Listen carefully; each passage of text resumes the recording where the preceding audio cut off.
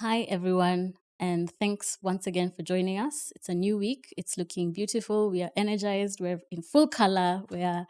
I'm excited to be here yet again. Thank you so much for joining me. This is quite the journey. It's interesting to see responses that we're getting because there are a lot of people who are eager to learn and so open and opening up and reaching out and being appreciative of what we are discussing. So thank you, and please keep watching and listening in. Today's episode, we continue on a theme that I'm really passionate about, sexual and reproductive health, and especially so speaking to our children in a safe manner and helping them understand themselves and their bodies and their relations and relationships with others. So I have a fantastic guest today as we continue to hold space for these kind of conversations. I'm super excited to be hosting her. So I'll let her introduce herself. For the audio listeners, I know you can't see her, but she's looking stunning as always.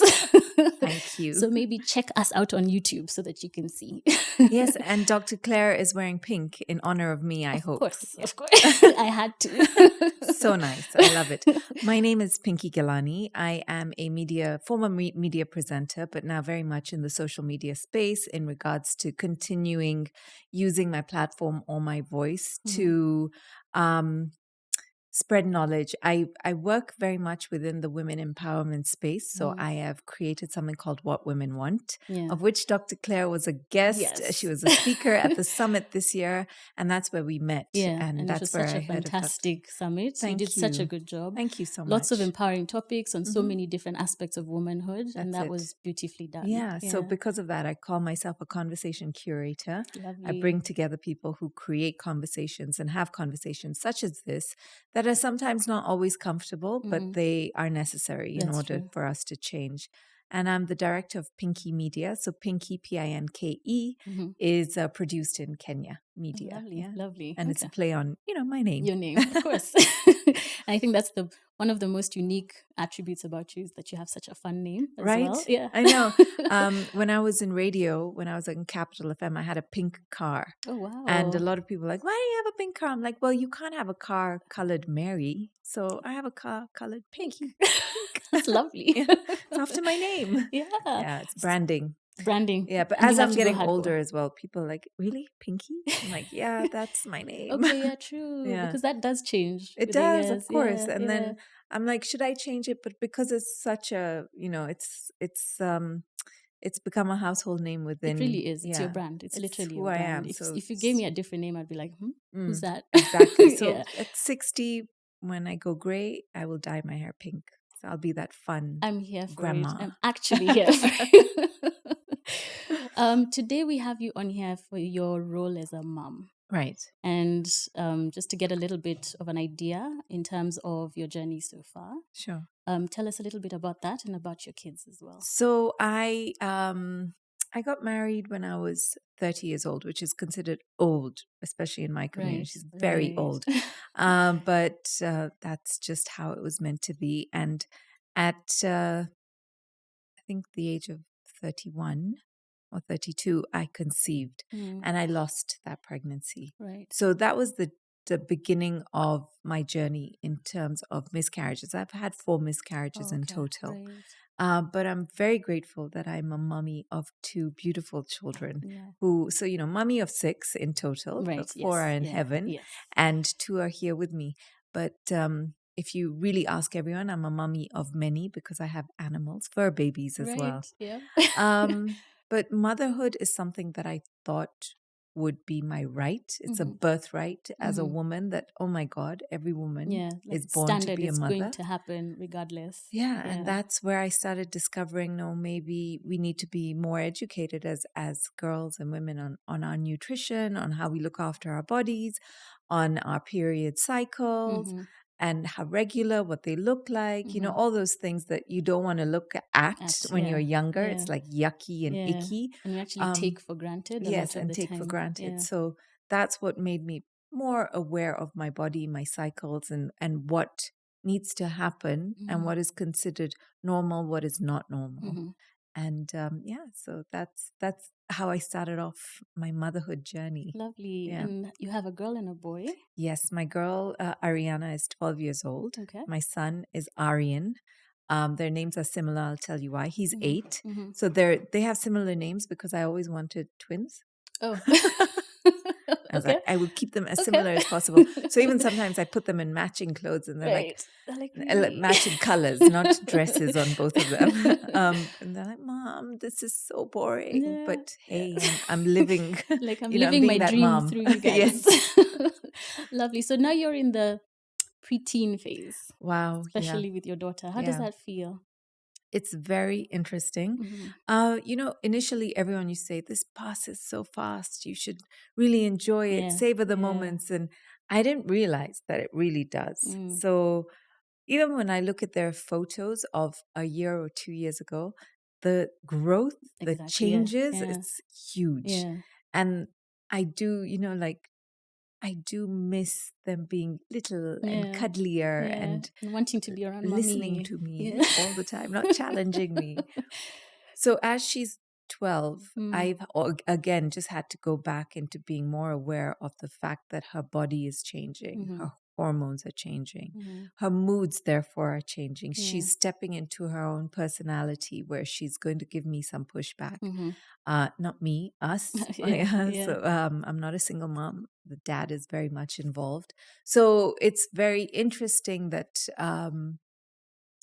we see these changes. And I was very aware of the fact that girls are getting their period at a younger age. That's true. She didn't. Okay. So I was very grateful for that. But I did have a conversation with her at 9. I'm like, she was not listening to me at that time. She was like, whatever this means, I have no idea. But we're in that stage where the eye rolls probably hurt her a lot more than they hurt me because they're very dramatic. But it sounds like you already have such a good relationship in terms of being able to talk about these things openly with her. Take you back to when you were a preteen and a teen. Did you have conversations around your changes that are going to happen to your body, your reproductive health, your sexual health and sexuality? Did you have any conversations with your parents especially, or teachers, anyone around the community? So I lost my dad when I was 6. My mom is who brought us up. That's my 2 brothers and myself. And she, again, was just a very self-aware woman, very ahead of her time, and a very open person. So she brought me up with the fact that her door was always open. I could always have a conversation with her. Okay. And yes, she did sit me down and she did tell me about my period. And, she was like, this is what's going to happen to you. And when it does, you come to me and we talk about it and blah, blah, blah. Yeah. And I thought I was such a big person at that time. So I went and told my brothers and their friends all about her period in school one day. And my brothers came home so embarrassed. They're like, Mom, why did you tell this big mouth sister of ours all these things? But it's, I think it's so important to have those because it's very normal, natural. And the taboo around it, I feel it's sort of phasing off. Yeah. Because the conversations are becoming more normalized. Yes, that's true. Yeah. Yeah. I think we have that in common. I have 2 brothers as well, only girl. Yeah. And I was lucky as well that my mom had the conversation. I think maybe she worked some magic because she had the conversation with me 2 weeks to me getting my period. Wow. So when it did happen, it wasn't as scary or as intimidating as it could have been.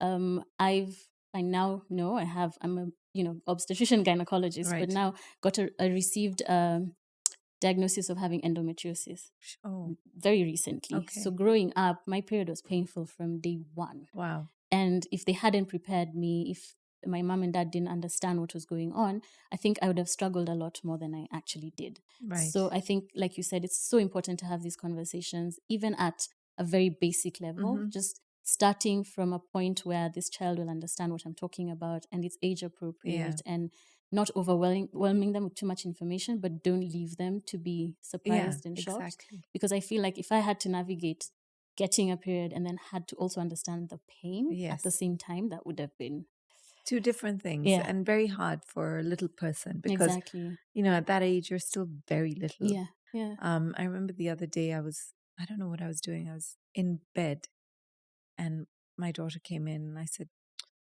I'm just in a bad mood. She goes, are you on your period? Because she understands, right? Yeah, and that's fantastic. And I because was like, oh, wow. you're doing something Yeah, right. yeah. It's like, no, but thank you for asking. No. Yeah.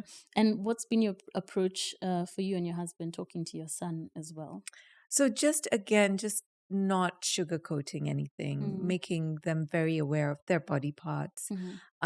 With my son, I'm very deliberate on teaching him about consent. So, like he can come and grab my pen out of my hand and I'm like, wait, you didn't ask? Right, yeah. And no means no also. So just making him understand that there is boundaries, there is respect, and there is the fact that you'll have to ask and you'll have to understand what no means. I'm also very purposeful on teaching him about hitting, because he's little. Yeah. He's smaller than his sister, so they fight a lot. Yeah.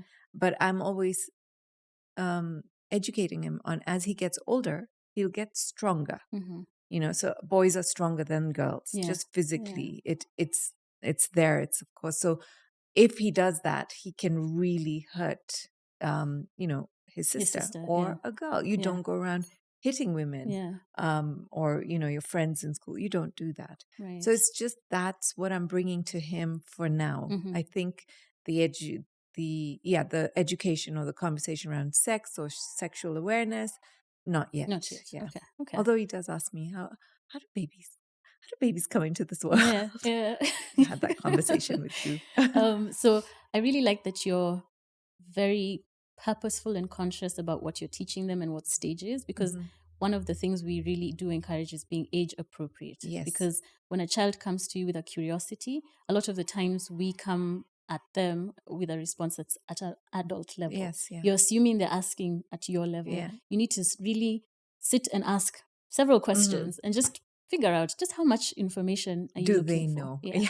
How much information is appropriate for you Yes. at this point? Because if you're over delivering, because that's the concern with a lot of parents, is that you're giving way too much information at a point where they're not ready to receive it. And that's what I think I did with my daughter when she was 9. Yeah, because about you're her period. anticipating her period early. Yeah. But again, that's not a bad thing. Yeah. It's just she may not comprehend it as fully. And so because you started the conversation, at least you're able to build up from there. Sure. Yeah. So I think maybe that's one of the messages to keep passing across, that it can be done age appropriately and also appropriate to what you're comfortable doing as a parent. Yeah. What's your situation been like with the community? So family, relatives, school for them now that they're in school? So school, I know they had a conversation with the older students. So that's my daughter's class, not so long ago, about sex education. And, she was repulsed, disgusted. Of course, at that age, you are. Yeah. And she came home and she told me, oh my God. And I said to her, do you feel more aware? Do you understand it? I said, do you know when you do get your period, you have to be very cautious, careful, because now, you're of that age. And she was like, I don't really want to talk about it. So I didn't push it. Good. Okay. And, I said to her, when you're ready, you can talk to me about it. Yeah. And I said, sex is not something that you need to rush into. There'll be lots of time for it. I feel you should focus on you. And I say this to her about everything, whether it's dyeing your hair or putting on makeup. I'm like, there's no rush. Just calm down. Everyone else may be doing it, but you just need to go at your own pace. And I also teach them to be very discerning. I teach them to lean into their intuition. If your gut says it's wrong, it probably is. So you will never misguide yourself. Right.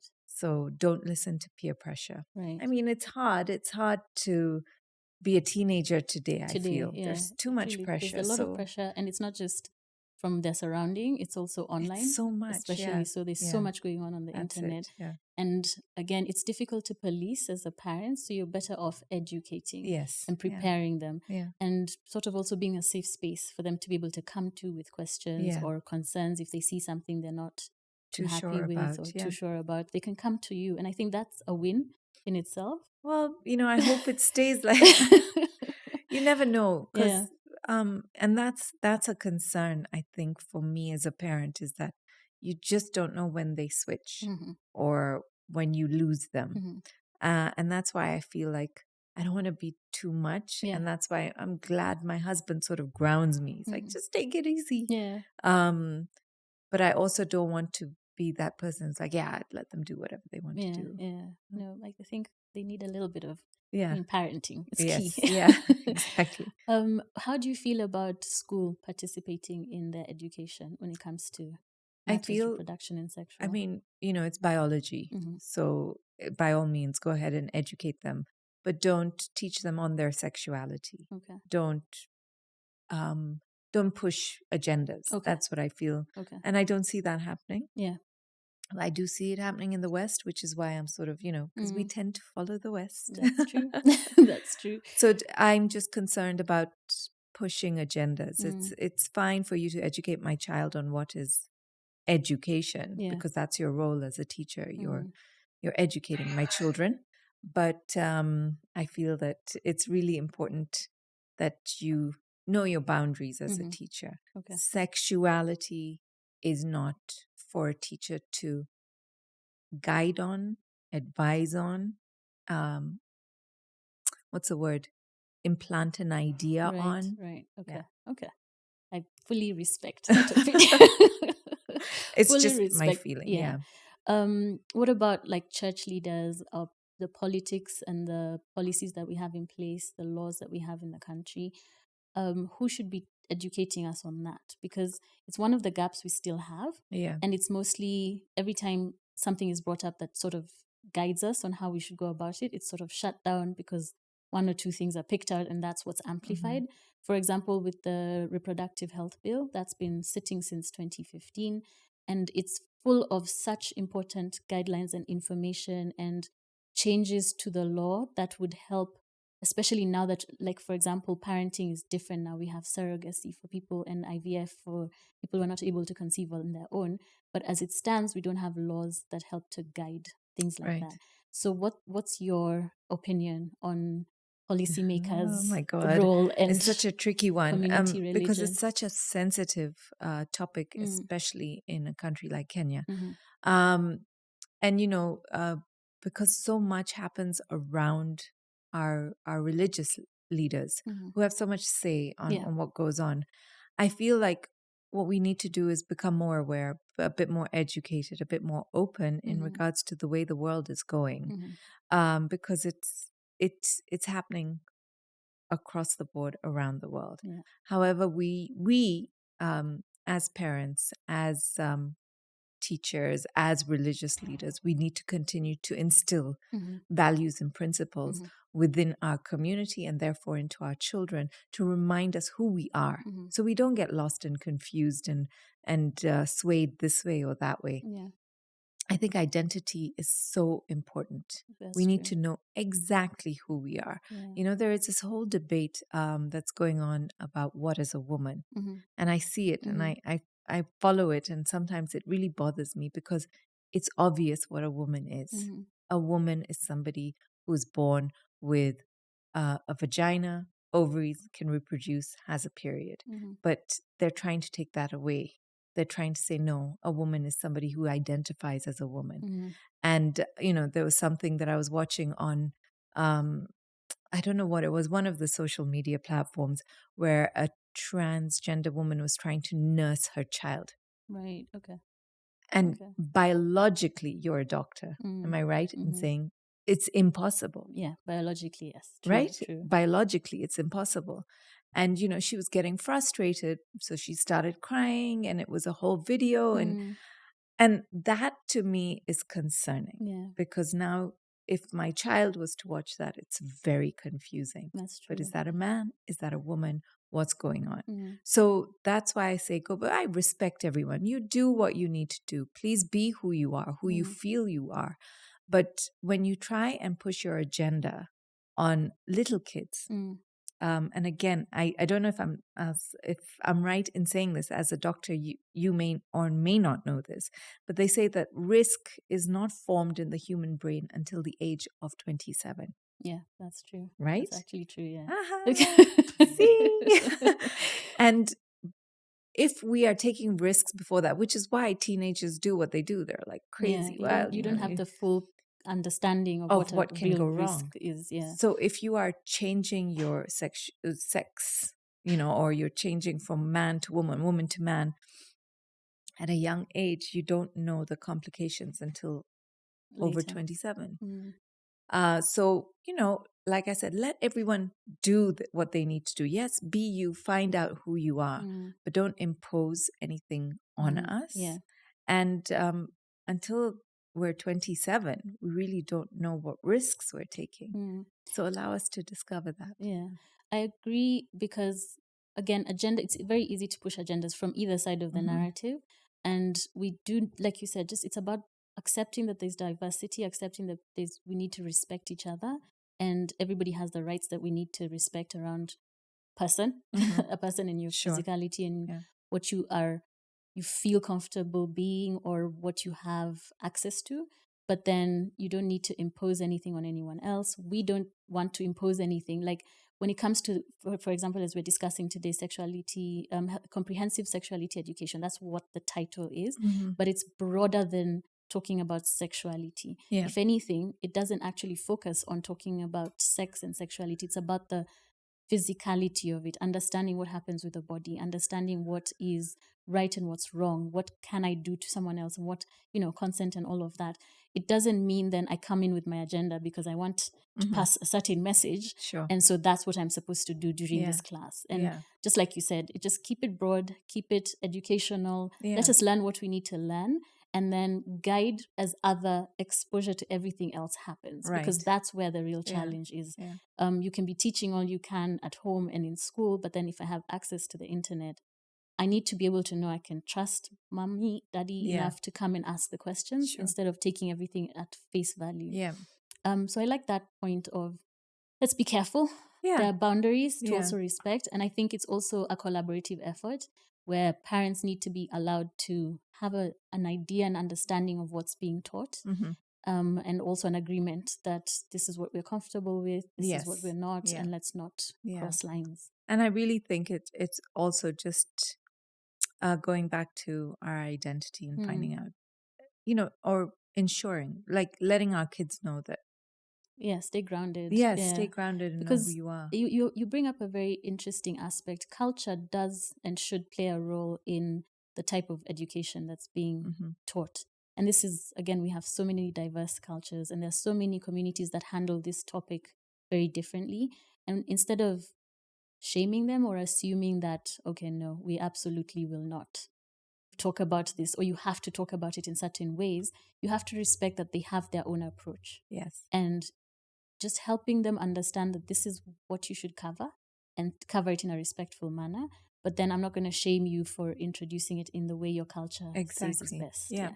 And that's what's happening right now. If you're not adhering to what I'm imposing on you, then people are offended. So again, don't attack, educate. True. Okay, good point. When it comes now to, because you have the conversations with your kids and they interact with other kids and the parents, have you had any conflict or differing opinions, and how do you navigate things like that? Because different parents will approach the topic differently. So around sexuality, no. Around sex education, reproductive health. Sex education, I've never heard anything from any other parent, that, this one's parent feels. I mean, yes, the topic of divorce comes up, that, this one's, so if sometimes my husband and I will fight, they'll be, I don't want you to be like, this one's parents and divorce. So we have to be cautious again, and sensitive to the fact that they are exposed to that, maybe not through us or anyone within our family, but they are exposed to it because of school and what somebody's saying. So we just are very aware, and then always reassuring that this is it's human. It's human nature. It's normal. You don't have to agree all the time. We get angry with each other, just like how you get angry with your sister or you get angry with me. It's the same thing. And then just sort of to wind down, when we come to the aspect of education, in terms of, we're talking about your body, we're talking about consent, we're talking about sex and, the mechanics and what happens. And then also now the parenting, pregnancy, motherhood journey, all of that. When it comes to when it comes to you and your daughter, do you have any concerns, worries, feel like you'll have faced challenges, things that you, in the back of your mind, there may not even be a thing yet, but we are human. We have, as my daughter's getting older, I just remember my mom always telling me, yeah, but don't come home pregnant. This was when I was older. And I think I was already dating my now husband. I think this is when I was 19, but she'd say it throughout my teen years that, and I don't know whether the way she said it to me, it was like Indian mom guilt, right? Right. Yeah. I don't want a daughter who's pregnant at 16. Or I think because she had she didn't have a great relationship with her mother. Okay. And she told me that her mother wrote her a letter and said, your daughter will be pregnant as a teenager. And, so she, maybe she made me really afraid of the fact that I should not do that. But I feel like when I look at my daughter, and I'm not just saying this because she's my daughter, she's a very headstrong, very aware child. She's quite savvy, right? Yeah. Which also makes me afraid because it means I can be played as a parent. But she's very, very alert. Yeah. So, so she takes after you, basically. I don't know. I don't think I'm that smart. She's very street smart. But I do have that conversation with her. Like, if that happens, you could get pregnant and you don't want to be a young mom. And, like, best time to get pregnant maybe after you're married. Just trying to instill some values. She will do what she needs to do, I feel, but just trying to sort of say to her that this is what we believe as a family. These are our values, and that's what we will appreciate. But if it doesn't happen like that, it's not the worst thing that it's come to us. And she's, the other night, she crawled into, she was sleeping because we live in a joint family. So she was sleeping with her grandma. And then she left her grandma's room at 2 a.m. She went into her room. So I went into her room, not knowing she's there at 8 a.m. I'm like, what are you doing here? So she's like, no, I didn't want to sleep there. So I said, why didn't you sleep in our room? Why didn't you come and sleep in our room? Because it's like 2 a.m. How do you get into it? So she's like, no, I was scared that I'd get you angry. And I was like, never feel like that. Right. Yeah. And like, never, ever feel whatever it is, you come and wake me up. And she's like, thank you for telling me that. Now I know, Yeah. And that's actually a beautiful message. She wouldn't know otherwise. Yeah. So it's always letting her know that no matter what it is, come and tell me. Okay. And I'll be okay with it. Yeah. Yeah, maybe I'll get a bit upset that you woke me up in the middle of the night, but I'll be like, oh, okay, come. Yeah. Any advice for parents who are navigating the same space? Because I'm not. Ask me when she's older, right? And then I can tell you how to bring up a teenager. But right now, I'm looking for advice. Like, teen moms, tell us, help me. No, I have no advice. I just think also as a parent, and I feel that this is really important, you need to heal yourself. Consistently work on yourself so that your traumas are not being taken out on your kids. And validate your children. Let them be heard. Let them be seen. No matter what it is, Oh, I made a sock puppet. Okay, let me see it. Oh, that's cool. I'm so not for that entitled generation. Don't make them feel like you owe it to them or it's owed to them. Like the other day, my son said to me, he's like, why are you always at work? I said, because I need to pay school fees. He's like, what is school fees? I was like, beg your pardon? Oh, that's something you don't know. Do you think school just happened? Yeah, but he didn't know. He didn't know, yeah. And so that's a it's true. moment. So I had to sit him down and be like, okay, this is how and that's what. And your teachers get paid and, we pay the school. And like, oh, okay. Yeah. Okay. So also don't assume that they know everything, so, and you may feel stressed or pressured. Don't take it out on them, but also make them aware that right now it's not a great time. True. I'm in a mood. Yeah. Oh, are you on your period? And no, but okay. Normalize that being human is okay. Yeah. Normalize that you can be happy, you can be sad. That's it. Just talk about it. You can feel a bit angry. This is how to manage yourself during that time. Yeah. I have a sex ed specialist in one of my episodes, and I would love to know if you have any questions for an expert so that they can guide a little bit. I feel I'm too afraid to ask. Like it will mean that I'm acknowledging that they're getting older. But I feel like as a mom, what, because I can tell my daughter what I know. And sure, my husband can teach my son, but as a mom, what's a good thing or what's something to educate your son on? Okay. Yeah. That's a good question. As he's getting older.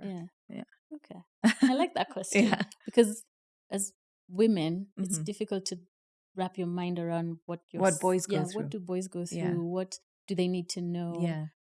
Especially when it's stuff that's directed specifically at them, not facing us, because we teach based off of our experience. So like you said, you're teaching him about consent and what's right and wrong and not hitting, but that's all facing someone else. So what about him? Right. Like, what does he need to know within himself so that he also feels like a confident young man, right? As he's growing up. I like that. Yeah. Okay, we'll be sure to ask. Please ask. So I think that's the end of this episode. Oh, thank you. Yeah, that's gone really well, I think. That was amazing. Yeah. Thank you so much for coming. No, you're welcome. Thank you for having me. Love to have you here. Again, I'll throw this to the listeners and the viewers. If you're watching on YouTube, do you have any questions or comments for either of us? Maybe I can ask you to share your handles. Yeah, sure. I'm available on all social media at Pinky Ghelani. Fantastic. So if you have any questions for us when this episode comes up, feel free. We will follow up and actually address lots of different issues. If there are any gaps or any comments you have about the sensitivity side, if you're still awkwarded out by this conversation, how can we do this a bit better to help you understand a bit better? Thanks again for tuning in, and I look forward to seeing you on the next one.